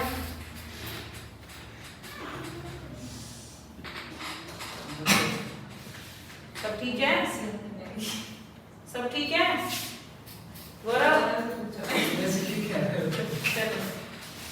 इन case of insolvency of seller, अब सेल के केस में ओनरशिप ट्रांसफर हो चुकी है लेकिन पोजेशन अभी सेलर के पास ही है। जो मैंने एग्जांपल लिया फोन का कि रोहित के नाम पे बिल कट गया, उसने पैसे भी दे दिए लेकिन फोन अभी सेलर के पास में है। पोजेशन किसके पास है, सेलर के पास में है। रोहित ने कहा तू गार्ड वार्ड लगा ले, कवर ले लियो इसका, मैं तेरे से कल ले जाऊंगा फोन। रोहित ने क्या कहा, इस पे गार्ड वार्ड लगा के रखियो, इस पे सबको तैयारी करके रखियो, मैं कल ले जाऊंगा तेरे से फोन। पोजेशन किसके पास है अभी, सेलर के पास। अब मुझे बताओ अगर सेलर यहाँ पर दिवालिया हो गया तो क्या कर सकता है रोहित? रोहित क्या कर सकता है फिर उसके अगेंस्ट? अपना फोन तो किससे लेगा? क्योंकि देखो सेलर तो हो गया इंसॉल्वेंट, वो तो दिवालिया हो गया, मतलब मान लो भाग गया, किससे लेगा ये अपना फोन? उसके ऑफिशियल असाइनी से। क्योंकि जब भी आपने सुना होगा कोई भी पर्सन इंसॉल्वेंट हो जाता है तो उस इंसॉल्वेंट पर्सन के लिए एक ऑफिशियल असाइनी अपॉइंट किया जाता है जो उसकी एसेट्स को बेच के पैसा रिकवर करता है और उसकी लायबिलिटीज को पे ऑफ करता है। तो ऑफिशियल असाइनी किसके बदले में काम कर रहा है? इंसॉल्वेंट पर्सन के लिए काम कर रहा है, उसकी एसेट को बेच रहा है, उसकी लायबिलिटीज को पे ऑफ कर रहा है। तो बताओ रोहित अपना गुड्स वापस, गुड्स जो है वो ले सकता है? Yes. If the seller become insolvent after sale but before the delivery of goods, तो buyer can claim the goods from official assignee of the seller because the buyer is the legal owner of the goods. क्योंकि मालिक कौन बन चुका था? रोहित। तो रोहित अपने goods official assignee से ले सकता है। तो यही लाइन आपको लिखनी है यहाँ पर, लिखो जरा। If the seller becomes insolvent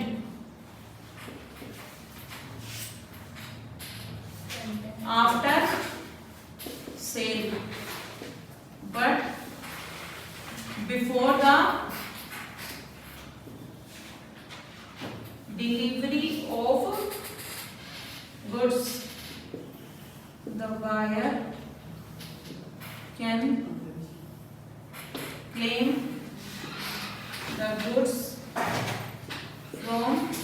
of goods,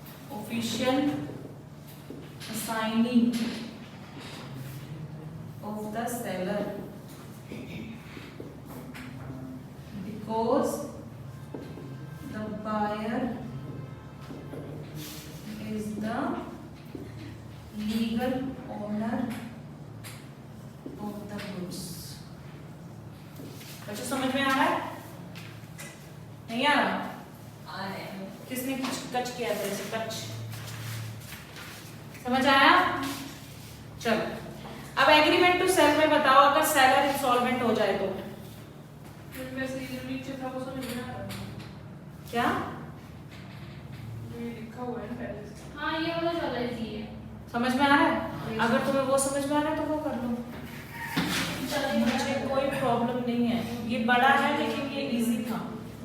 अगर आपको वो समझ में आ रहा है तो वो कर लो, मुझे कोई दिक्कत नहीं है।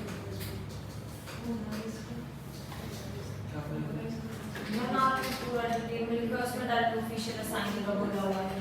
क्या लिखा हुआ उसमें? Official assignee will not be able to take over the goods। अब इसका मतलब समझ में आ रहा है? प्राइस जो ऑफिशियल असाइनी है वो वो goods नहीं ले पाएगा, गुड्स ले सकते हैं पैसे, लेकिन वो एसेट्स बेच के जो बायर का प्राइस है वो पे कर देगा। बायर का प्राइस ऑफिशियल असाइनी सेलर का बेचेगा। सेलर का ऑफिशियल असाइनी बायर की पेमेंट क्यों करेगा? इसीलिए मैं बोल रही थी कि आपको समझ में नहीं आएगा। ये बोल रहे हैं कि ऑफिशियल असाइनी है ना, वो गुड्स तो नहीं ले सकता, वापस नहीं ले सकता क्योंकि देखो उसकी पेमेंट जो होगी वो ले सकता है। मतलब कि किसी टैक्स इसमें ये ये नहीं लिखा होगा हुआ है। वो ले लेगा, लेकिन हाँ जो समझ रहे हो? अगर समझ आ रहा तो वो कर लो। मेरे हिसाब से मेरे को तो समझ नहीं आती उनकी लैंग्वेज इस वाले डिफरेंस में। हाँ मैम कुछ मेरे को कोई वो नहीं है कि मेरे वाला है, मेरे लिए ये इजी वाला है, इसलिए मैंने आपको लिखवाया। इजी वाला है। चलो अगर अब एग्रीमेंट टू सेल में बताओ, यहाँ तो ओनरशिप ट्रांसफर नहीं हुई, मालिक कौन है अभी, मालिक कौन है अभी, सेलर। और अगर सेलर इंसॉल्वेंट हो जाए तो क्या होगा, सुनो जरा, if the seller become insolvent after the agreement to sell, तो buyer can claim rateable dividend for the price of the goods if he has already paid and not the goods. अब देखो यहाँ पर मालिक कौन है, सेलर है, ठीक है, मालिक अभी भी सेलर है, लेकिन गुड्स भी किसकी कस्टडी में है अभी, सेलर की। तो बायर क्या करेगा, सेलर से गुड्स तो नहीं ले पाएगा, क्योंकि वो तो इंसॉल्वेंट हो गया, तो गुड्स तो नहीं ले पाएगा। लेकिन अगर बायर ने मान लो पेमेंट कर दी थी इसको, जब एग्रीमेंट किया था ना, तो बायर ने इसको पेमेंट तो कर दी थी कि तुम मुझे 1 महीने बाद इसकी ओनरशिप ट्रांसफर कर दियो, लेकिन पेमेंट अभी ले ले। अब बताओ क्या करोगे, क्या बायर अपनी पेमेंट वापस ले सकता है, बताओ, ले सकता है, ऑफिशियल असाइनी से ले सकता है, लेकिन इसमें लिखा हुआ है रेटेबल डिविडेंड। रेटेबल डिविडेंड का मतलब आपने सुना, जब भी कोई पर्सन इंसॉल्वेंट हो जाता है तो तुम्हें ऐसे लिखा हुआ था 40 पैसा इन रुपी, मीन्स आपको 1 रुपये अगर आपका उधार है तो आपको 40 पैसे ही मिलेंगे, कहने का मतलब 40% ही आपको अमाउंट रियलाइज होगा। तो अगर आपने पेमेंट कर भी दी थी तो पूरी पेमेंट तो वापस भाई आपको नहीं मिल पाएगी, लेकिन हाँ इतना परसेंट आपको मिल जाएगा जितना भी रेटेबल होगा, समझ रहे हो। तो चलो, तो यहाँ पर क्या लिखोगे आप, if the seller becomes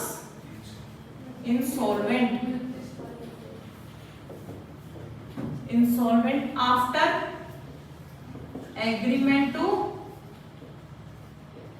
cell, तो the buyer can claim rateable dividend. Rateable dividend का मतलब है अपना वो हिस्सा जो ये बताया मैंने आपको, for the price of goods if he has already paid and not the goods। Goods तो नहीं ले सकता, लेकिन जो पैसा वो दे चुका है उसका कुछ पार्ट तो वापस ले ही सकता है, ठीक है, ये दोनों समझ में आए। अब हम लेते हैं effect of insolvency of buyer before paying the price.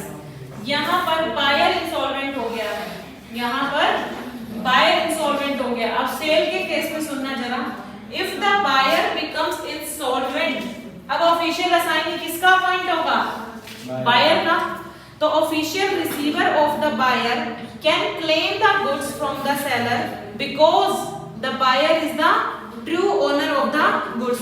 मालिक कौन था सेल के केस में, बायर बन चुका था, तो क्या बायर अपने गुड्स ले सकता है, यस, उसका ऑफिशियल रिसीवर लेगा, क्योंकि बायर तो क्या हो गया है, इंसॉल्वेंट। तो बायर के प्लेस पर कौन लेगा गुड्स, उसके official receiver can claim the goods from the seller because buyer is the owner of the goods and seller is entitled to rateable dividend for the price only. Goods तो पूरे ले सकता है, लेकिन सेलर पैसे ले सकता है बायर से, सेलर जो है वो बायर से पैसे ले पाएगा, बायर तो इंसॉल्वेंट हो गया है, ले तो सकता है लेकिन रेटेबल, बायर की प्रॉपर्टी में से जितना पैसा वो रिकवर करवा सकता है उतना प्राइस वो आपको दे देगा। ये थ्योरेटिकली बात तो उसने ठीक लिखी है, लेकिन प्रैक्टिकली अगर उसने पैसे दिए ही नहीं थे बायर ने, तो सेलर उसको गुड्स देगा, नहीं देगा, या देगा तो उतने ही गुड्स देगा जितने की इंसॉल्वेंट पर्सन से पैसे आ सकते होंगे। जैसे 10,000 के गुड्स बेचे थे हमने, ठीक है, पेमेंट अभी नहीं आई थी और बायर इंसॉल्वेंट हो गया, तो सेलर क्या करेगा, अब बायर ने कहा कि मेरी प्रॉपर्टी में से सिर्फ 10,000 के अगर गुड्स है ना तो 4,000 ही रुपए आपको मिलेंगे। सेलर इतना पागल नहीं है कि 10,000 का माल आपको बेच के 4,000 रुपए रिसीव करे, सेलर करेगा ही क्या, आपको माल ही 4,000 का ट्रांसफर करेगा। लेकिन थ्योरी के अकॉर्डिंग जो बायर का ऑफिशियल रिसीवर है वो गुड्स तो क्लेम कर सकता है, लेकिन प्राइस कितना पे करेगा, रेटेबल, ठीक है। तो यहाँ लिख लो, if the buyer becomes insolvent तो ऑफिशियल असाइनिंग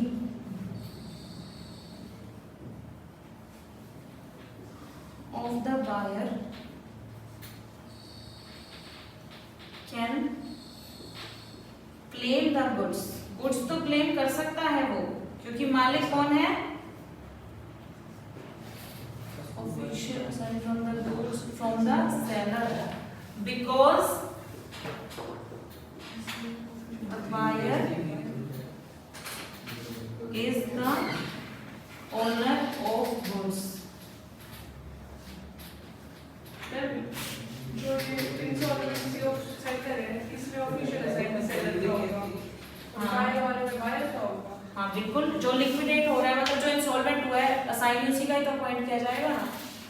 तो the seller is entitled to rateable dividend for the price only. Goods तो पूरे देने पड़ेंगे उसको, बायर का ऑफिशियल असाइनिंग गुड्स तो पूरे ले सकता है, लेकिन पेमेंट कितनी करेगा? सिर्फ रेटेबल पेमेंट करेगा, जितना उसकी प्रॉपर्टी से पैसा निकलेगा। ठीक है, अब दूसरा केस है एग्रीमेंट टू सेल के केस में। एग्रीमेंट टू सेल के केस में अगर आपका बायर इंसॉल्वेंट हो जाए तो बताओ ओनरशिप अभी किसके पास है? और बायर इंसॉल्वेंट हो गया तो सेलर बताओ उसको ट्रांसफर करेगा? जब तो इंसॉल्वेंट ही हो चुका है और ओनरशिप भी ट्रांसफर नहीं हुई तो क्या आप कर जानबूझकर कुएं में गिरना चाहोगे? तो seller is not bound to deliver the goods. Seller bound नहीं है गुड्स डिलीवर करने के लिए। कब तक? तब तक ओनरशिप ट्रांसफर नहीं हुई। कुछ भी समझ में आई ये बात? जब तक उसे रुपए नहीं मिल जाते। देख अब उसको देख, unless the full price of the goods is paid to him, unless the full price of the goods is paid to him, जब तक कि सेलर को पैसे नहीं मिल जाते तब तक सेलर बाउंड नहीं है उसको गुड्स डिलीवर करने के लिए, because ownership of goods is still with the seller. क्योंकि ओनरशिप अभी भी किसके पास है? सेलर के पास। मुस्कान मिक्स मत कर ओनरशिप और उसको। कैसे बोला कि ओनरशिप जब तक ट्रांसफर नहीं होती तब तक मैं नहीं देता? ये ओनरशिप की ही तो बात चल रही है कि सेलर बाउंड नहीं है ओनरशिप ट्रांसफर करने के लिए। कब तक? जब तक कि आप पेमेंट नहीं कर देते। अगर बायर इंसॉल्वेंट हो गया, आपको पता है बायर दिवालिया हो गया, तो आप उसको गुड्स देना चाहोगे? अभी तो आपके ऊपर कोई बाउंडेशन नहीं है, सिर्फ एग्रीमेंट ही तो किया है ना। ठीक है, अभी भी किसी को डाउट है तो कुछ पूछ लो।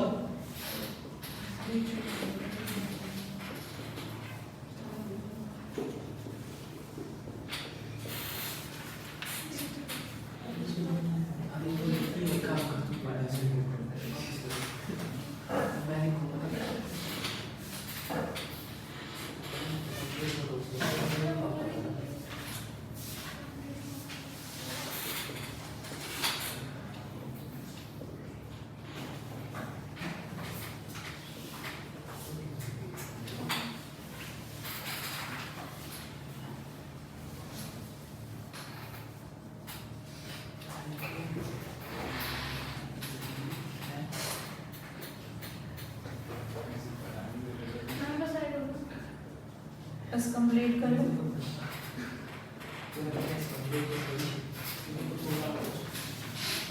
हाँ बच्चों, मैं यहाँ पे 5 मिनट का टाइम दे रही हूँ आपको नोट करने के लिए। कितना टाइम लगेगा इसको पूरा होने में? क्यों पक गए हो? तो नींद आ रही है, नींद वर्ड मत यूज किया करो। अच्छी बात है। मैम जैसे 2 पेज तो बचे हैं।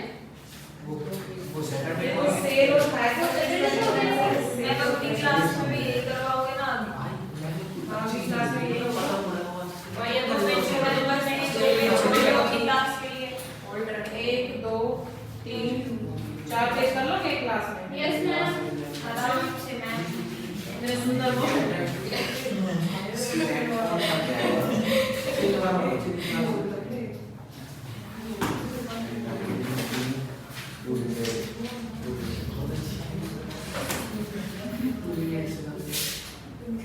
क्या टाइम हो गया?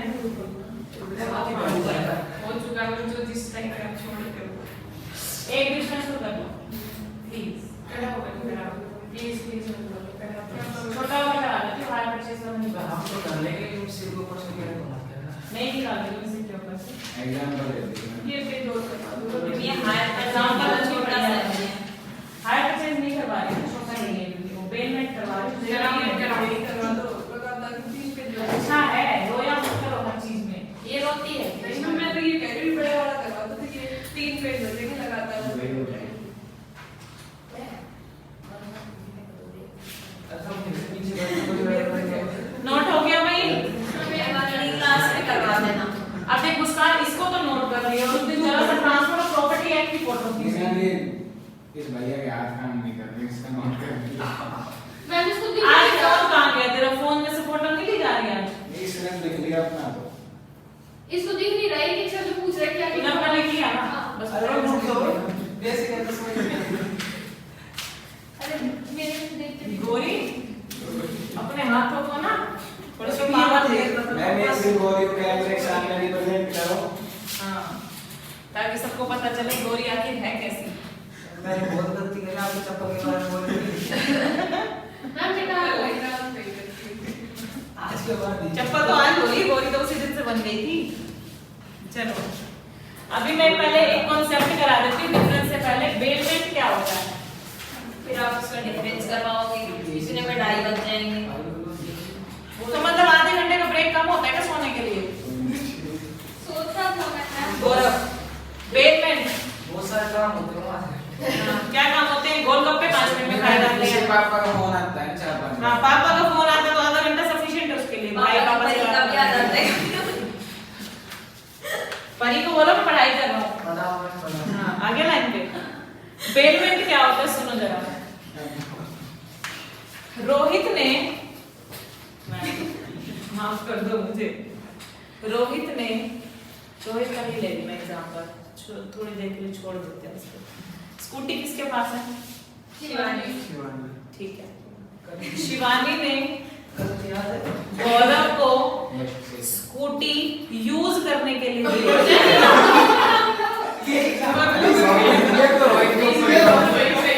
मैं रोहित के ऊपर सही है रोहित ने यूज करने के लिए लिया है। हाँ आज जो बोला चाचा हो गया शिवानी ने रोहित को स्कूटी यूज करने के लिए दी है। आप बताओ रोहित को उस स्कूटी का ध्यान कैसे रखना चाहिए? जैसे कि वो उसकी कोई बड़ी बात है वरना लाठी से दूर बताओ मुझे भाई देखते हमारे में गड्ढा में गर्लफ्रेंड गलत है ना ये चीज? और इसी की स्कूटी को बेलमेंट में क्या होता है? एक पर्सन दूसरे पर्सन को अपना कुछ सामान यूज करने के लिए देता है, ठीक है? और सामने वाला पर्सन जो यूज कर रहा है उसकी ड्यूटी बनती है कि वो उसको ऐसे इस्तेमाल करे जैसे वो उसका अपना सामान है। मैं ऐसे देखते जैसे अभी मार देगा। तो तू भी इसको ऐसे देखते जैसे तू अभी इसको फोड़ देगा। मम्मी तो मानते हैं ये तो ऐसे देखते हैं सभी गुलाब दे देगा हाँ पढ़ाओ ठीक है। तो सामने वाले की ड्यूटी बनती है कि उस गुड्स को ऐसे यूज करे जैसे कि उसकी खुद की अपनी स्कूटी है। जैसे आप अपनी स्कूटी का बड़ा ध्यान रखते हो ना, वैसे ही दूसरे के लिए स्कूटी का भी ध्यान रखो। दूसरे के प्रोडक्ट को ऐसे यूज करो जैसे आपका अपना खुद का है, ठीक है? ये होता है बेलमेंट का कंसेप्ट, ठीक है? इसमें या तो आप यूज करने के लिए दे रहे हो, कुछ लोग क्या करते हैं एसेट देते हैं अपने पास रखवाने के लिए। कि जैसे मान लो कोई पर्सन था, हमारे पास पड़ोसी था, उसके पास ना बहुत सारा गोल्ड पड़ा था। वो एक हफ्ते के लिए ना घूमने जा रहे थे, तो वो दूसरे पड़ोसी को गोल्ड रखवा के चले गए अपना कि हमारा गोल्ड संभाल के रखना, हम एक हफ्ते के लिए बाहर जा रहे हैं, जब हम आएंगे तो हम आपसे एज इट इज वापस ले लेंगे। अब बताओ ऐसा हो सकता है कि जो दूसरे पड़ोसी है, मान लो कोई शादी थी अगले दिन, उसका गोल्ड पहन के अपना निकल पड़े, कर सकते हो आप ऐसा? हम तो कर देते हो सकता है, लेकिन उसको उसका गुड्स वैसे ही वापस करना है जैसा आपने उससे लिया था। समझ रहे हो? इसको बोलते हैं हम बेलमेंट का कंसेप्ट। कई होते हैं जो बिना पैसे के ऐसा काम करते हैं, कईयों में पैसा भी इन्वॉल्व होता है। जैसे शिवानी ने तो कोई पैसे नहीं लिए होंगे एक दिन की स्कूटी देने के लिए, या उससे कुछ चार्ज किया था? दिए थे मैम शिवानी ने। अच्छा दिए थे। 650 जो ये एक्स्ट्रा ऑर्डिनरी एक्सपेंस थे ना रिपेयरिंग के, वो उसको पे करने चाहिए थे। देखो क्या दबाना है। ठीक है, अच्छा आगे की बात सुनो। इंसॉल्वेंट हो गया। इसके अकॉर्डिंग, बेलमेंट के अकॉर्डिंग जो ये रिपेयर चार्जेस हैं ये बेली को पे करने होते हैं। किसको? बेलर कौन है यहाँ पर? जिसने दी है प्रॉपर्टी, जिसने अपनी स्कूटी दी है वो हो गया बेलर, और जिसको दी है वो हो गया बेली। ठीक है, एक हो गया आपका बेलर, बेलर, ठीक है, और एक हो गया आपका बेली। ठीक है, बेलर कौन हुआ हमारे केस में? शिवानी। और बेली कौन हुआ हमारे केस में? रोहित। ठीक है, तो इसने स्कूटी दी इसको, और रोहित को ड्यूटी बनती थी कि ऐसे यूज करे जैसा उसका अपना खुद का सामान है। और एक ड्यूटी क्या बनती थी कि रोहित उसको स्कूटी उसकी उसी पोजीशन में वापस करे जैसे कि उसने ली थी। अगर कोई ये जो तोड़फोड़ करी है, जो रिपेयर चार्जेस है, ये इसको पेयर करने चाहिए थे, ना कि शिवानी। क्लियर है? बेलमेंट का कंसेप्ट समझ में आया? शिवानी। अब सेल और बेलमेंट के बीच में डिफरेंस बताओ। ट्रांसफर ऑफ प्रॉपर्टी यानी कि ट्रांसफर ऑफ ओनरशिप। सेल के केस में ओनरशिप सेलर से कहां चली जाती है? बायर के पास। बेलमेंट के कंसेप्ट में क्या मालिक बन जाएगा वो उसका? ओनरशिप आज भी किसकी है? शिवानी की, यानी कि बेलर की।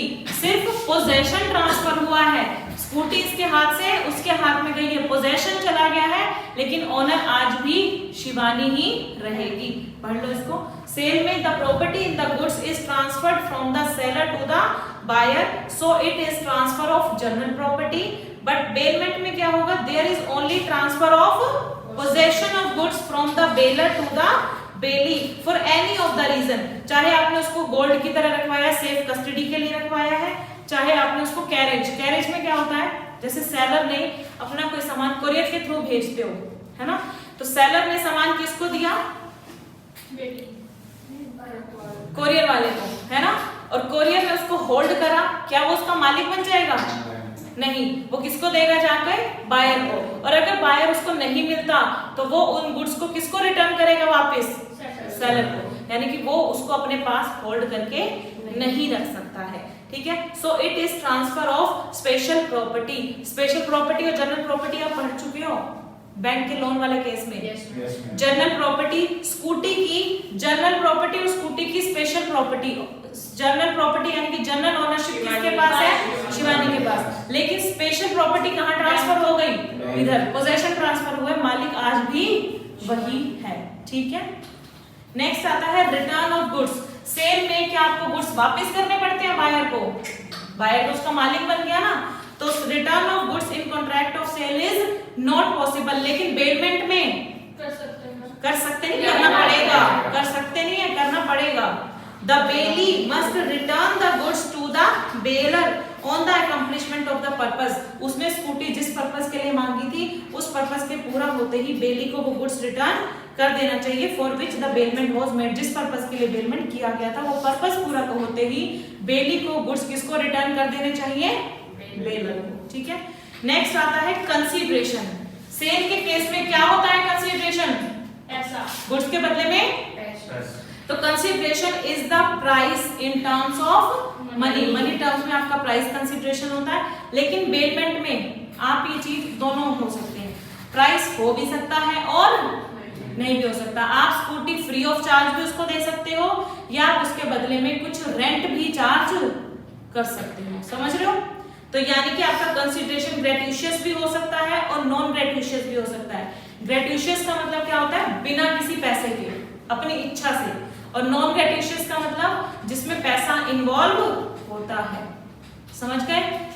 ग्रेट्यूशियस का मतलब फ्री में चीज देना, फ्री में चीज देना, स्कूटी दी बिना रेंट के। लेकिन नॉन ग्रेट्यूशियस का मतलब आपने रेंट चार्ज किया है। क्लियर है सेल और बेलमेंट का कंसेप्ट? चलो नेक्स्ट हम अपना नेक्स्ट क्लास में करेंगे।